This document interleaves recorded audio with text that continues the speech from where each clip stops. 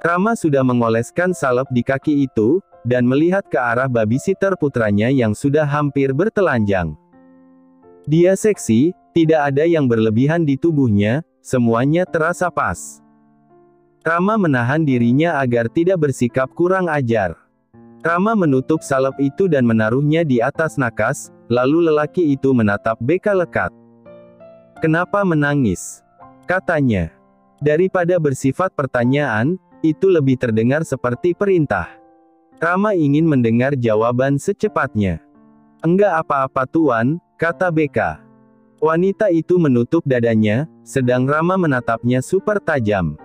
Rama menyentuh tangan itu dan menggenggamnya. "Tidak mau menjawab?" tanya Rama seperti mengintimidasi. Saya hanya memikirkan keluarga saya Tuan," jawab Beka. "Kenapa? Apa mereka mengancam kamu lagi?" tanyanya lembut. Beka menatap Rama, kelembutan itu membuat Beka terpanah. Beka merasa diperhatikan, membuat Beka menatap Rama. Tangannya digenggam erat, dan tatapan datar itu terlihat menyenangkan, membuat Beka lagi-lagi luluh. "Bukan apa-apa Tuan, itu masalah keluarga saya," jawab Beka. "Kaki saya juga tidak sakit, Ndoro Sarah memang memukul kaki saya, tapi itu karena saya yang bersalah, karena saya sudah meninggalkan tugas saya yang membuat Den Raka jatuh dan kesakitan," kata Beka. Rama menatap pembantunya itu lekat dan lembut. "Bagus kamu sadar kesalahanmu," kata Rama dan secara tidak sadar menyentuh wajah Beka. "Tapi saya harus tahu tentang keluargamu, jangan sampai mereka membuat kamu menjadi jaminan hutang mereka lagi. Mereka secara tidak langsung sudah menjual kamu pada saya," katanya, membuat Beka menatap Rama lekat. "Jika mereka melakukannya lagi, bilang pada saya," katanya, membuat Beka menatap Rama. "Tuan mau apa jika mereka melakukan lagi?" tanya Beka, menatap Tuan Rama. "Tuan mau menikahi saya?" tanya Beka lagi tanpa malu. Rama tertawa dan mengelus pipi itu.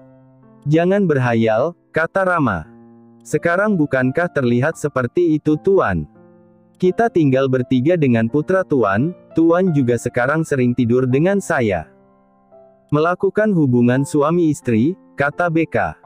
Rama tertawa dengan kata-kata Beka, lalu mendekatkan dirinya.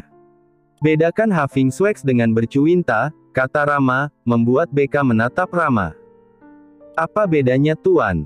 Kan sama-sama melakukan," kata Beka berani. Rama tertawa mendengarnya. "Bedanya ini tanpa perasaan," kata Rama. Beka tersenyum tipis dan menatap Rama berani. Beka menyentuh wajah tuannya, membuat Rama menahannya. "Mau menggoda saya tanya Rama, menggenggam tangan Beka di pipinya. "Tuan sangat gampang tergoda," kata Beka dan mendekatkan dirinya. Rama menatap Beka dan tersenyum. "Jangan menggoda saya Rebeka, karena saya tidak akan menahan diri. Tuan gampang tergoda, apa dengan wanita lain juga begitu? Atau hanya pada saya saja Tuan?" tanya Beka, menatap tuannya. "Saya tidak suka ditanya Rebeka," jawab Rama. "Tuan mau seks? Atau bercuinta dengan saya?" tanya Beka lagi. Rama menggeleng-gelengkan kepalanya. "Jangan, saya tidak sedang ingin melakukannya," kata Rama. Beka menatap ke arah itu. Rama menyentuh dagu Beka dan mengangkatnya, membuat tatapan mereka bertemu. "Jangan diperhatikan," kata Rama. Beka menatapnya. "Tuan sepertinya sudah punya simpanan lain ya," kata Beka dan akan berdiri, tapi Rama mendudukkan Beka di atas pangkuannya. "Tuan, panggil Beka. Sepertinya kau sudah menikmati peranmu Rebeka," kata Rama, memeluk tubuh itu dari belakang. Beka tersenyum tipis. "Sebenarnya saya lebih suka kabur Tuan," kata Beka. Rama diam. "Kata Tuan, semakin sering kita melakukannya, semakin Tuan cepat bosan," kata Beka lagi. Rama sedikit tertawa. Beka menoleh dan menatap Rama yang begitu dekat. "Tuan, kapan bosannya?" tanya Beka, menatap Rama. "Tuan belum bos," Beka menutup matanya ketika bibirnya dicium. Dia menggigit bibir Beka gemas. Ketika Beka sudah larut dalam ciuman itu, Rama melepas tautan bibir mereka. "Tuan, panggil Beka." "Jangan sekarang, saya tidak bisa bersikap lembut," kata Rama. Anehnya, suaranya terdengar parau, lalu tatapannya menggelap. "Berarti fix Tuan tidak mau ya?" kata Beka pada Rama, tapi lagi-lagi lelaki itu diam saja. Beka berdiri ketika Rama kembali menarik Beka ke pangkuannya. "Kamu menggoda saya Rebeka," kata Rama dan membaringkan tubuh itu di atas ranjang itu. "Ranjang ini terlalu sempit," kata Rama. Beka sedikit tertawa karena tubuh Rama itu sangat besar. "Apa saatnya saya ganti kasur Tuan?" tanya Beka. Rama menggelengkan kepalanya. "Ini pertama dan terakhir kali, seterusnya di kamar saya," kata Rama, membuat Beka tertawa lagi. "Seterusnya itu bukan kosakata yang benar Tuan," kata Beka. "Saya akan melepaskanmu, jadi jangan memancing amarah saya dengan mengatakan itu setiap saat," marah Rama. Beka mengangguk patuh. Rama menghela napasnya dan kembali menatap Beka lekat. "Sekarang cium saya lagi," perintah Rama, membuat Beka menundukkan kepalanya lagi. "Rebeka," panggil Rama. "Tunggu Tuan, mau berdoa dulu," kata Beka. "Berdoa?" tanya Rama. "Yang saya lakukan terpaksa, semoga saya masih masuk surga," kata Beka. Rama berdecak. "Berdoa Tuan," kata Beka. "Sudahlah, saya tidak tertarik lagi," kata Rama. "Tuan sudah bosan?" tanya Beka, kembali memancing Rama. Tatapan Rama semakin menajam. "Mau menari striptis?" tanya Rama. Beka menggeleng. "Hanya saja," Rama mulai gila. "Saya tidak peduli setelah mati saya ditempatkan di mana, jadi menarilah, goda saya," kata Rama. "Kaki saya sakit Tuan," kata Beka, menatap Rama memohon. "Banyak alasan," kata Rama. Beka juga tersenyum tipis. "Saya tidak tahu menari, bagaimana kalau Tuan mencontohkan pada saya?" tanya Beka. Rama menatap Beka. "Jangan mimpi," kata Rama. Beka seketika tertawa mendengarnya, membayangkan Rama dengan roti Prancisnya menari-nari membuat Beka tidak bisa menahan tawanya. Rama membiarkan wanita itu tertawa, lalu mencium bahunya. Tawanya langsung hilang. "Di sini wangi," kata Rama. Belum Beka bersuara, ia merasakan tangan itu meraba turun. "Kau mau lanjut?" tanya Rama. Beka menatap lelaki itu. "Tuan maunya apa?" tanya Beka, menggigit bibirnya. "Sekarang," kata Rama. Beka mengangguk. Rama tersenyum tipis, mengambil bantal dan menaruhnya di bawah punggung Beka. Sore hari, mereka sedang ngemil sore di lantai bawah. Di lantai bawah juga ada televisi, dan mereka menonton di sana. Rama bekerja dengan iPad-nya, tatapannya tertuju pada benda persegi panjang itu, hanya sesekali melihat pengasuh putranya yang nampak tiduran dengan Raka, putranya, sambil membahas film kartun itu. Rama seperti mendapatkan masa mudanya ketika berhadapan dengan Rebeka. Entahlah ia disebut apa. Jika Rama tidak memaksakan diri pada pekerjaannya, bisa jadi ia hanya akan terus memperhatikan wanita itu. Rama kembali sibuk pada pekerjaannya. Besok ia mulai masuk kerja, dan akan kembali sibuk. Tok tok tok. Beka bangkit dan berjalan ke arah pintu. Beka melihat wanita parubaya itu, tersenyum lembut. "Hai," sapanya. Beka menundukkan kepalanya. "Hai, kenapa ya?" "Nyonya Hai," panggil anak 5 tahunan itu. Wanita itu merangkul Elsa. "Dia putri saya," katanya. "Oalah," kata Beka. "Kami baru pindah kemarin, ikut ayahnya yang dinas di kota ini," katanya lagi, membuat Beka menganggukkan kepalanya. "Ini," katanya, memberikan sebuah buah tangan, roti-rotian. "Tidak perlu repot-repot," kata Beka. Namun, wanita itu memaksa. "Terima kasih Bu," kata Beka. Wanita itu tersenyum. "Saya boleh meminta bantuan sedikit Dek?" tanyanya. "Iya," tanya Beka. Saya nitip Elsa sebentar, kata Elsa. Adek ini juga punya anak laki-laki kan? Elsa ini bisa menjadi teman, katanya. Anak majikan saya Bu, koreksi BK. Wanita itu menatap BK lekat. Anda? Tanyanya. Iya Bu, hanya pengasuh, jawab BK. Tidak apa-apa, hari ini saja, karena kami terburu-buru mau pergi, saya juga lupa memesan nani. Nanti kamu saya bayar juga, katanya. Aduh Bu, tunggu sebentar ya, saya izin sama majikan saya, tidak perlu bayar, kata BK, membuat wanita itu mengangguk. BK berjalan masuk ke dalam rumah itu dan berjalan pada Rama yang tampan dengan kacamatanya. Siapa yang bertamu? Tanyanya. Itu Tuan, anak yang tadi pagi, sama mamanya mau dititip di sini sebentar, jawab BK. Kenapa? Tanyanya. Kalau Tuan tidak mau, saya bisa, kata BK. Dia anak yang ramah kan? Tanyanya. Rama ingat kata dokter putranya. Raka itu butuh teman, yang bisa membawa karakternya. Raka yang terlampau tertutup butuh teman yang bisa membuatnya berkembang. Rama mengangguk. Tidak apa-apa, biarkan saja, sekali-kali, kata Rama, membuat BK menganggukkan kepalanya. BK kembali berjalan keluar dan mengiyakan. Elsa kegirangan dan memeluk tubuh BK erat. Terima kasih ya Dek, insya Allah setelah Isya kami akan pulang, dan ini nomor telepon saya. Jika putri saya merusak barang-barang, tolong diinfokan ya Dek, saya tidak akan lari dari tanggung jawab, katanya, membuat BK mengangguk. Mau minum apa? Tanya BK pada anak yang kini duduk di samping Raka. Raka menundukkan kepalanya dan mau jauh-jauh, ia merasa was-was. Elsa menatap wanita cantik itu. Air putih aja nyonya, katanya. Rama mengerutkan keningnya, menatap anak itu, lalu BK yang panik.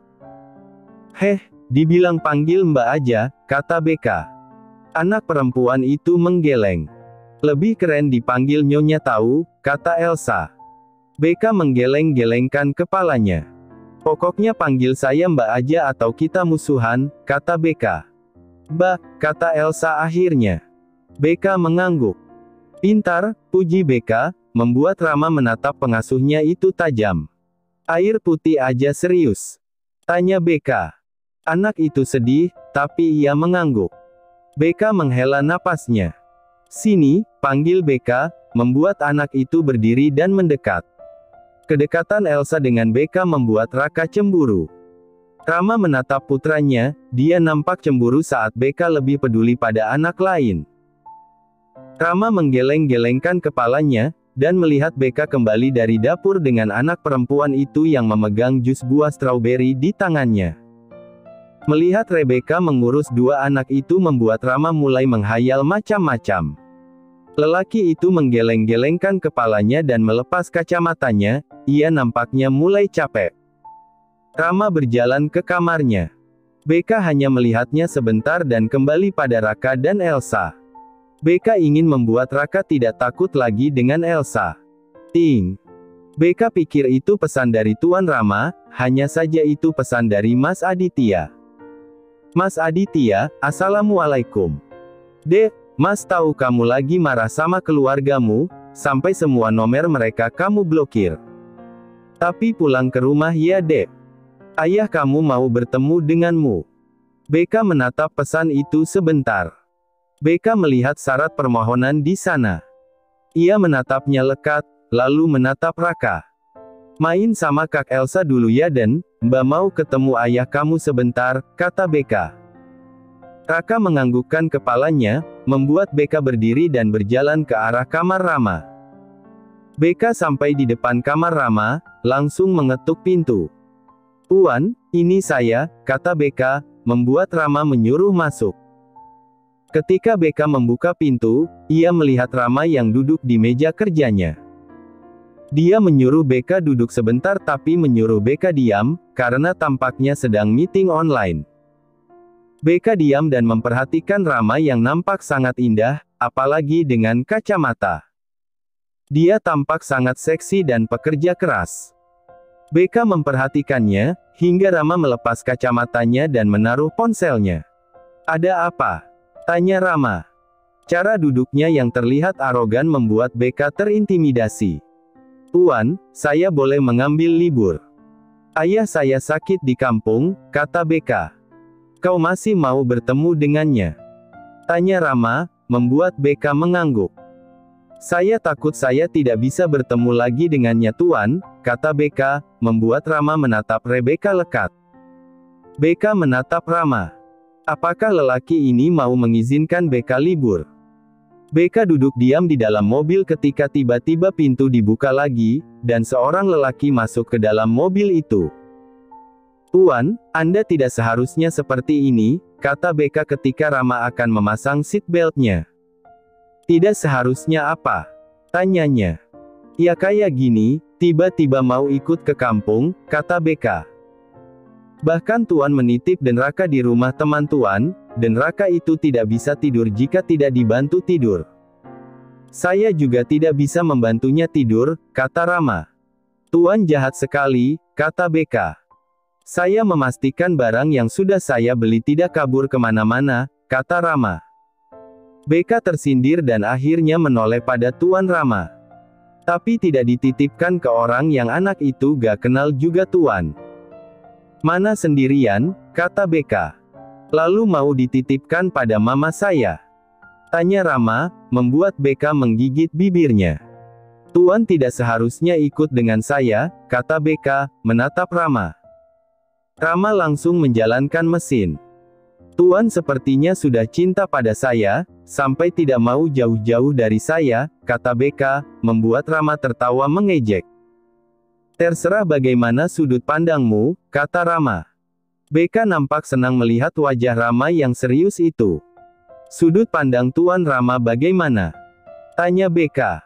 Rama menoleh pada Rebeka dan mengambil kacamatanya, lalu memakainya. BK merasa percuma saja memaksa lelaki ini untuk jujur, toh dia tidak akan menjawab. BK meremas kedua tangannya dan melihat panggilan tuan kecilnya. Anak itu sudah menelepon, padahal belum beberapa menit berpisah. "Sudut pandang saya," kata Rama, membuka suaranya, membuat BK menoleh pada tuannya itu. Rama juga menatap BK. "Saya harus melindungi barang yang sudah saya beli dengan harga tinggi," katanya, dan perhatiannya kembali pada jalan. BK mengerjapkan matanya. "Melindungi barang saya," Rama melindungi BK, itu sama saja artinya. Dan arti yang lain, Tuan Rama tidak mau BK diambil orang. Olehnya, Rama ikut dengan BK untuk memastikan tidak ada yang macam-macam dengan BK, barang yang sudah dibelinya seharga 800 juta lebih. Mungkin ada baiknya Tuan mengganti kosakatanya Tuan. "Daripada melindungi barang saya, kenapa tidak menggantinya dengan wanita saya saja?" kata BK. Rama tertawa. "Memanggil kamu wanita saya?" tanya Rama, membuat BK mengangguk dan tersenyum. Rama kemudian menoleh, wajahnya datar, lalu bersuara. "Jangan berharap," katanya, membuat BK mencibir. "Barang saya itu banyak artinya Tuan, misalnya kebanggaan Tuan yang di bawah," kata BK. "Tidak apa-apa, toh tugasmu ada hubungannya dengan itu juga," kata Rama lagi, tidak tahu malu, membuat BK mencibir saja. "Tapi Tuan, di kampung saya tidak ada hotel," kata BK, menatap Rama. "Saya di kamarmu," kata Rama. "Tuan bercanda. Di kampung saya keras, bisa-bisa kita dinikahkan tahu," kata BK, membuat Rama tertawa. "Kau pasti suka," kata Rama. BK menoleh. "Suka? Suka apa Tuan?" tanya BK. "Menikah dengan saya," jawab Rama. BK menghela napasnya berat. "Itu mimpi buruk saya Tuan," kata BK. "Apa?" tanya Rama. BK langsung merubah ekspresinya menjadi tersenyum. Itu impian saya Tuan," kata BK, tidak mau menyakiti hati tuan pelanggannya itu. Rama mengangguk. "Semua wanita bermimpi sama," kata Rama, menjadi mulai percaya diri. BK hanya menganggukkan kepalanya. Lalu di mana Anda mau tidur Tuan? Tanya BK. Di mobil ini, jawab Rama. BK mengangguk. Ya Tuan, mobil ini lebih nyaman daripada rumah orang tua saya, kata BK dan kembali tenang. Rama menatap BK. Sejak kapan mobil lebih nyaman daripada rumah? Sejujurnya, Rama benar-benar menikmati berbicara dengan wanita ini. Berbeda dengan wanita lain, maka Rama tidak pernah memiliki nyawa dalam mengobrol. Rama tidak senang menjawab, tidak ada satupun pertanyaan yang ada ketika bersama perempuan lain. Beda dengan wanita ini, semuanya Rama bisa tanyakan, meskipun hal yang tidak pantas sekalipun. Rama sadar ia senang menggoda babysitter putranya itu. Melihatnya sedih, ia akan bertanya kenapa. Mungkin karena selama 2 tahunan ini mereka berdua sudah sering bersama. Rama menyentuh dahinya dan memijatnya, menarik atensi babysitter putranya yang duduk tenang di sampingnya. Tuan tidak apa-apa? Tanya BK, menatap Rama. Rama menatap BK yang tampak sangat cantik di sampingnya. Saya jadi tidak fokus, kata Rama, menatap BK. Rama memarkirkan mobilnya di dekat Pertamina, membuat BK menoleh heran. Tuan sakit? Tanya BK khawatir. Rumahmu masih jauh? Tanya Rama. BK menoleh keluar dan menatap Rama lagi sebentar. Dekat lagi Tuan, tapi kalau saya jalan kaki, ya tentunya jauh banget Tuan, kata BK, menatap Rama. Apakah Tuan mau mengusirnya? Ini mau jam tengah malam. Rama melepas seatbeltnya dan mendekat pada BK, meraup bibir ranum itu. BK berdebar. BK memejamkan matanya dan menikmatinya. Tuan. BK menyentuh wajah Tuan Rama dan menatapnya lekat. Tuan, ini di kampung saya, gak boleh, kata BK, menyadarkan Tuan Rama. Saya mau kamu, kata Rama, menatap BK dengan matanya yang mulai gelap. Tuan gak boleh di sini, kata BK, menyentuh rahang itu menenangkan. Jika begini terus, bisa-bisa BK yang sukarela memulainya. Tangan Rama kembali masuk ke dalam baju BK ketika ponsel BK berdering lagi. Iya Mas, suara BK mengangkat ponsel itu. Ayah kamu semakin sakit Dek, masih jauh perjalanan kamu ke sini Dek? Tanya Mas Aditya. BK menghela napasnya. Kenapa tidak dibawa ke rumah sakit aja sih Mas, kata BK. Kan baru pulang dari rumah sakit, tiba-tiba hari ini drop lagi, jawab Aditya. Kenapa gak dibawa ke RS lagi saja? Tanya BK. Ho dan siapa yang membayar rumah sakit? Suara mama tiri BK terdengar di telepon. Ya mama lah, siapa lagi, kesal BK, membuat Rama cukup terkejut dengan wanita ini. Dia berbicara seperti itu pada orang tuanya. Anak sial, umpatnya, lalu tiba-tiba terhenti, dan suara Aditya kembali terdengar lagi. Pulang Kak, kasihan ayah kamu, mau ketemu kamu, kata Aditya. Ini juga sudah di jalan kok, kata BK sinis.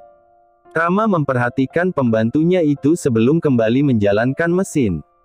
Lurus aja Tuan, nanti ada pos ronda, lalu belok kiri, kata BK. Rama diam dan mengikuti arahan pembantunya itu. Tidak apa-apa menjadi sopir, semuanya punya bayarannya masing-masing.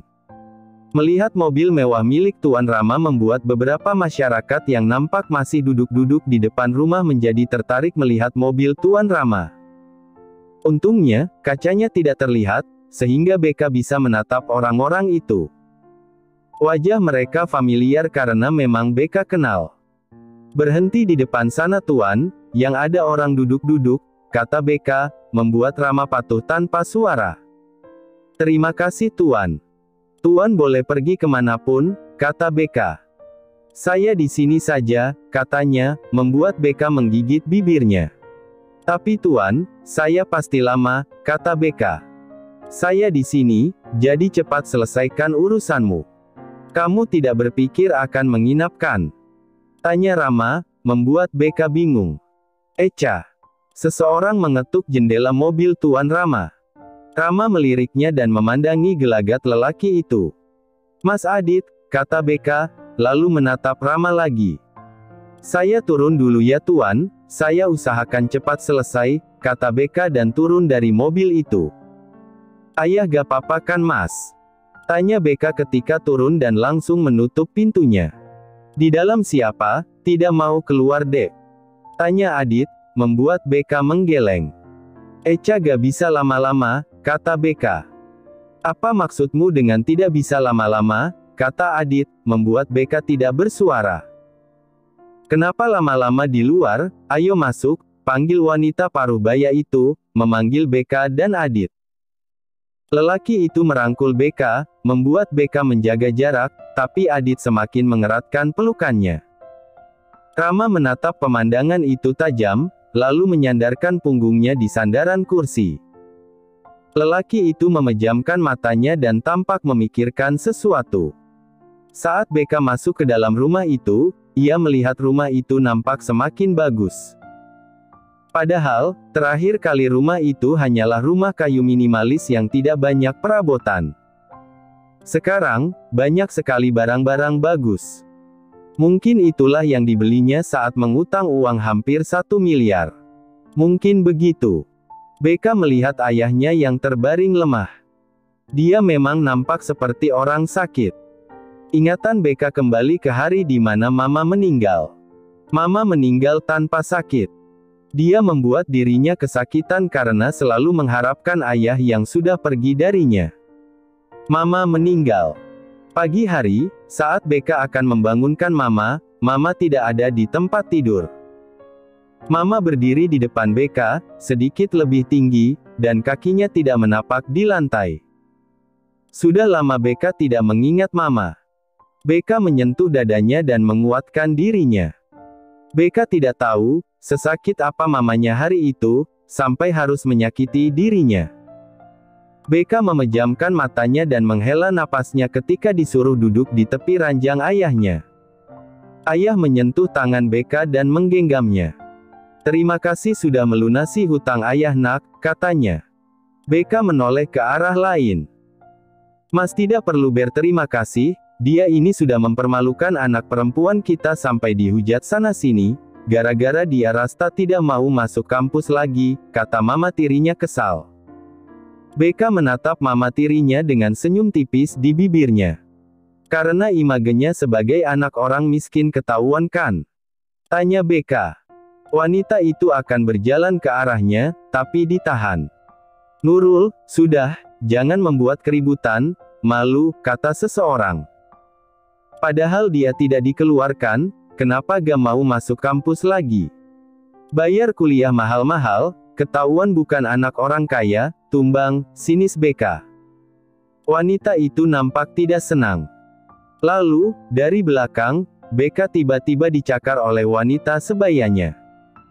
Dia menarik rambut Beka kencang. Tentu saja, Beka menamparkan keras wajah sok cantik itu. Melihat putrinya ditampar, Nurul mengambil sapu dan memukul punggung Beka, sampai kayu itu patah. Beka diam, semua orang diam. Saat patahannya jatuh ke lantai, menimbulkan suara yang cukup nyaring. Beka menundukkan kepalanya, dan wanita parubaya itu menatap ke sekitarnya. Ini karena kamu menamparkan adikmu, katanya. Beka menghapus air matanya, lalu menatap wanita parubaya itu tertawa. Sudah lama, kapan terakhir mama mukul Echa? Saat Echa masih tinggal di sini, sekarang akhirnya ayah melihatnya. Dulu Echa selalu dibilang pembohong seperti mama, kata Rebecca, menatap ayahnya. Sudah lihatkan bagaimana akurnya Echa dengan orang-orang kesayangan ayah, kata Beka sinis. Nurul menatap Beka tajam. Ayah kamu sakit, jangan membuat masalah, katanya. Sebenarnya siapa yang membuat masalah?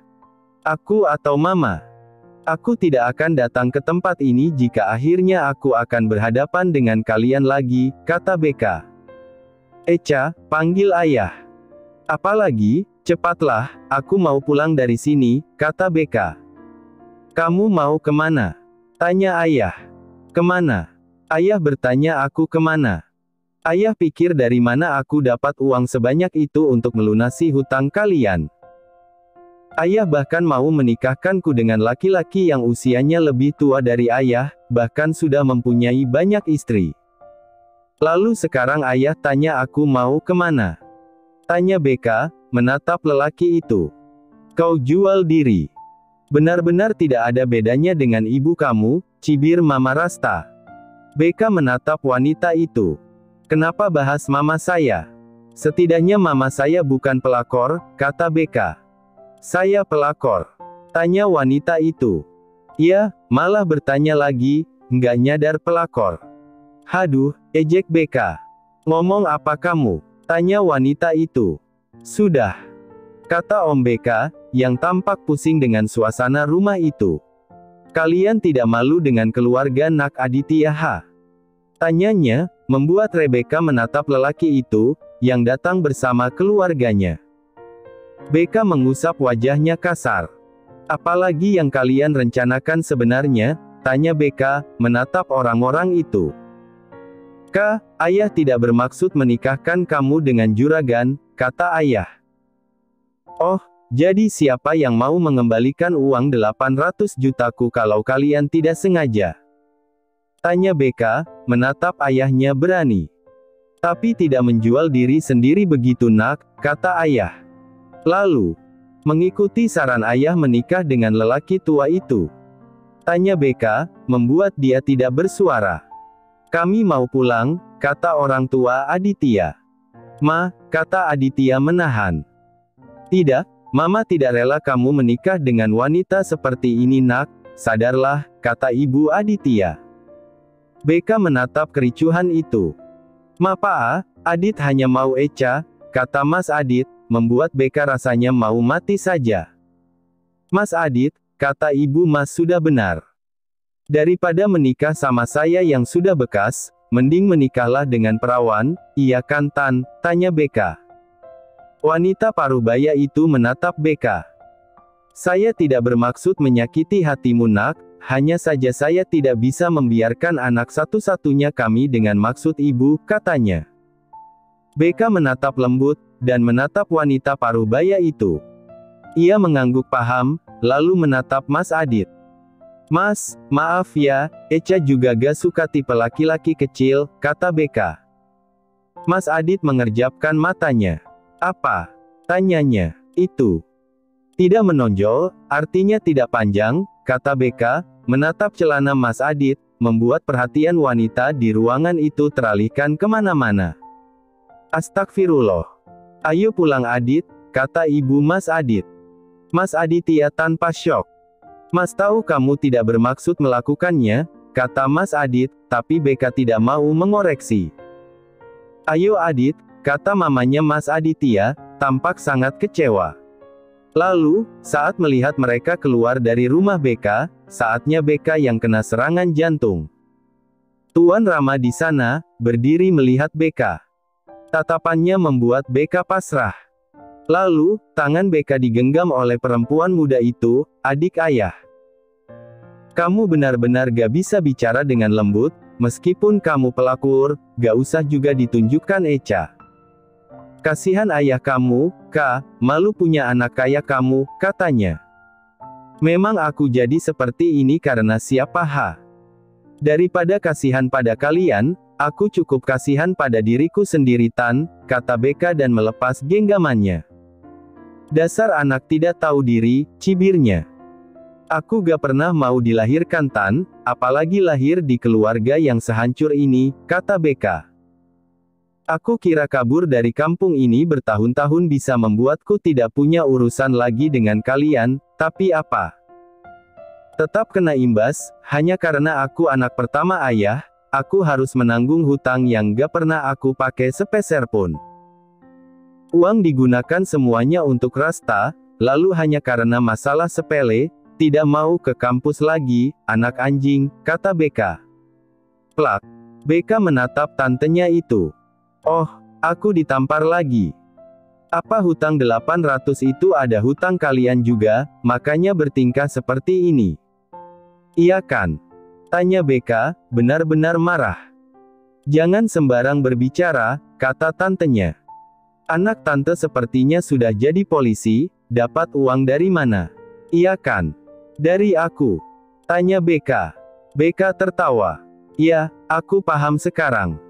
Memang dari siapa lagi? Suaminya tante kan hanya honorer, Anda juga tidak bekerja, bagaimana bisa memasukkan anak ke kepolisian? Polisi dan dokter, uang dari mana semuanya jika bukan karena uang 800 juta itu? Yang tiba-tiba diserahkan semuanya padaku. Kalian mengira aku kaya raya karena bekerja di rumah besar di kota? Tanya BK. BK berdecak. Sebenarnya siapa yang tidak tahu malu di sini, kata BK. Dasar anak sial, dia lagi-lagi akan menamparkan BK, ketika tiba-tiba seseorang menahan tangan itu. BK diam karena seseorang itu menahan tangan Tante Nita kuat, membuat mereka terkejut. Tuan, BK juga terkejut karena Rama ikut campur dengan masalahnya. Rama menatap ke arah mata Rebecca.